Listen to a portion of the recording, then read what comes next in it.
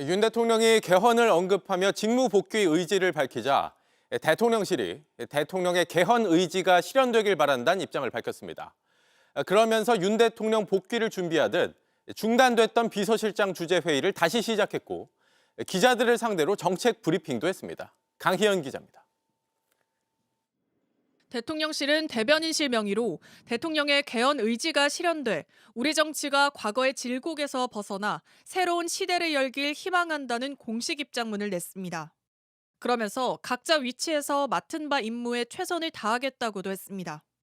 윤 대통령이 헌재에서 한 변론에 대해 대통령실 명의로 공식 입장문을 낸 건 이번이 처음입니다. 대통령실은 그간 중단돼 왔던 매주 일요일 열리는 정진석 대통령 비서실장 주재 수석 비서관 회의도 이번 주부터 다시 시작한다는 계획입니다. 유해미 저출생 수석은 오늘 오전 기자단을 대상으로 정책 브리핑도 열었습니다. 수석급 참모의 브리핑은 지난해 계엄 사태 이후 석 달 만입니다. 유 수석은 윤석열 정부 정책에 힘입어 합계 출산율이 반등했다고 강조하며 내년부터 향후 5년간 적용될 5차 저출생 대책을 만들겠다는 앞으로의 계획도 밝혔습니다.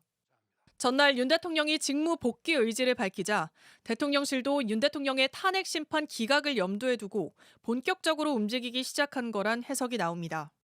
하지만 대통령실 관계자는 JTBC에 대통령이 언제라도 복귀하면 일할 수 있게 우리가 하던 일을 하는 거라고 답했습니다. 직무정지된 대통령을 보좌할 권한이 없는 대통령실이 사실상 윤 대통령 대변에 나선 건 부적절하다는 지적이 나옵니다. JTBC 강연입니다. 공교롭게도 오늘 대통령실에서 9년 만에 합계 출산율이 올랐다는 홍보성 브리핑을 했거든요. 윤 정부의 저출생 정책 효과 덕이다. 대통령실에서 사실 그동안 뭐 자료가 나오거나 발표가 나오거나 이런 것들은 거의 없어 보였는데 오늘 최종 변론이 끝난 다음에 이런 입장이 나온 것은 대통령 직무의 복귀 가능성을 높이겠다는 의도인가요? 아니면 정말 홍보하고 싶어서 그런 걸까요? 그러니까 직무 복귀를 암시하는 일은 여러 가지가 있더라고요. 그동안 중단됐었던 수석 비서관 회의인가요? 정진석 비서실장이 주관하는 수석 비서관 회의도 이제 아주 오랜만에 재개하겠다고 하고 또 브리핑 룸 같은 경우에도 좀 정비하는 걸 보니까 뭔가 다른 체제를 그리고 윤석열 대통령이 돌아왔을 때를 가정해서 준비를 하고 있는 것 같습니다. 그리고 대통령실에 제가 직접 전화를 해서 이런저런 취재를 해보니까 그런 부분들도 분명히 준비를 하고 있는 기류가 있다라고 말씀하시더라고요. 이 말씀과 좀 별개로 아까 제가 개헌에 대해서 얘기하는데 국민들께서 윤석열 대통령이 개헌에 대해서 받아들이지 못하는 이유는 87년의 헌법 체제가 가장 문제라고 지적되는 것이 바로 제왕적 대통령제인데 제왕적 대통령제를 해산하자고 하면서 윤석열 대통령이 이번 개헌을 선포하면서 가장 제왕적 대통령제를 남용했었던 사람이기 때문에 앞뒤가 맞지 않다는 말씀을 꼭 드리고 싶고요. 저희가 여러 가지 한 사안을 두고 입체적인 평론을 하려고 노력을 하지만 이번 출산율 관련해가지고 뭐 대통령이 지금 뭐 돌아오려는 준비를 하고 있다는 평론 전 좀 연관지고 싶지 않은 것이 대통령은 탄핵됐지만 그 밑에 있는 수많은 공무원들은 여전히 일을 하고 있습니다. 그리고 출산율과 관련해서 발표한 그 부서도 고위급 부서가 아니라 원래 출산율을 다뤘던 부서이기도 하더라고요. 그래서 뭐 대통령이 직접 돌아오는 어떤 암시냐라고 생각할 수도 있겠지만 그냥 우리나라 공무원들은 계속 일을 하고 있다는 증거라고 저는 말씀을 드리고 싶습니다. 너무 과하게 해석할 필요는 없다 이런 말씀이네요. 탄핵 심판 최후 진술에서 대통령이 저는 이 문장이 시작될 때 약간 좀 놀랐는데 제가 직무에 복귀하게 되면 하면서 이제 저는 임기에 연연하지 않습니다라면서 이제 임기 단축 개헌도 할 수 있다라는 내용을 시사했잖아요. 이걸 두고 대통령실에서 입장문까지 냈어요. 대통령의 개헌 의지가 실현돼서 새 시대의 희망이 되길 바란다라고 하면서 진짜 마치 복귀를 할 수도 있을 것 마냥 열심히 출근도 하고 회의도 하고 어제 그 유해미 저출산 수석인가요? 브리핑도 하고 일을 하고 있어요. 진짜 좀 희망을 보는 거예요, 이분들?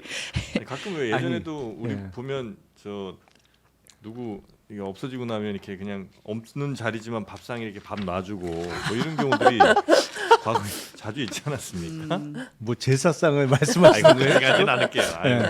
아니 일단 직무 정지되어 있잖아요. 그러면 지금 대통령실이 해야 될 것은 최상목 대행을 보좌하는 게 지금 그들이 해야 될 일이에요. 맞습니다. 근데 보면 최상목 대행의 보좌 기능은 1도 안 보여요. 그런 것 같아요. 그러다가 엉뚱하게 지금 일단 전제가 말도 안 되는데 복귀하게 된다면에 대해서 화답을 했단 말이에요, 대통령이. 예. 네. 이거는 부적절을 넘어서 위법의 수준인 것 같고 또 직무 정지되어 있는 사람에 대해서 뭐를 한다는 게 대통령실이 아예 개념 상실이구나 여전히. 여기에 제일 저 우두머리가 하면 누구예요?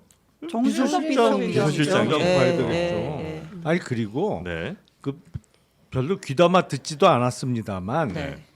직무에 복귀하게 된다면 무슨 개헌 얘기를 하잖아요. 예. 네. 그 개헌 제안은 사실은 총선 참패 직후에 했어야 돼요. 음. 왜냐하면 누가 봐도 정상적으로 국정 운영을 할 수 없는 상황이에요. 왜냐하면 네. 총선의 결과로 윤석열식 국정 운영에 대한 국민적 평가가 나왔잖아요. 예. 네. 그렇죠. 역대 최악의 참패를 당했단 말이에요. 그렇죠. 그러면 국민들의 마음을 표로 보여줬으면 제가 그 총선 직후부터 꾸준하게 얘기를 했어요. 윤석열 대통령이 임기를 채우는 유일한 방법은 본인 스스로 임기를 단축시키는 거다. 그러면 임기를 채울 수 있을 거다. 근데 그 외의 방법은 안 된다 지금 이게. 그 얘기했다가 명태균이 킬 당했잖아요. 네. 왜 난 5년 못해? 해가지고. 아니 그거는 네. 선거 전부터 얘기했던 그거는 거고. 후보 시절부터 네. 얘기를 했죠. 저는 그래도 총선 참패 이후에 얘기를 했어요. 이게 안 된다. 그래서 이게. 총선 참패 이후에 계엄 준비한 거잖아요. 아 개헌. 개헌을 하라 그랬지. 누가 개엄을 하라 그랬냐고요. 발언을 잘. 엉뚱하게 개엄을 하냐고. 개엄을 개헌을 했어야지. 아 근데 진짜 명태균 씨가 그 약간 성견지명이 좀 있나 봐. 네. 이 임기단 아니 근데 쭉- 지금 예. 뭐 쭉 종합을 해보면 네. 명태균은 실제로 정말 큰 보수의 큰 그림을 그리고 있었고 이거를 완성하는 것이 어떤 자신의 뭐라 그래야 되냐 그 사명이라고 사명? 생각했던 것 같아요. 그래서 보수를 바꾸고 싶었어요. 아. 지금 명태균이? 그렇죠. 보수를 바꾸고 싶었고 그 보수를 바꾸는데 네. 핵심 키맨은 이준석이라고 본 거고 아. 그리고 그 전에 보수를 바꾸는데 어떤 일종의 이제 매개고리 역할을 네.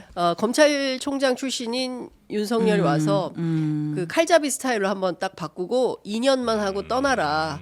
그리고 당신은 개헌 대통령으로 남아라. 그리고 부인 김건희는 수덕사로 가라.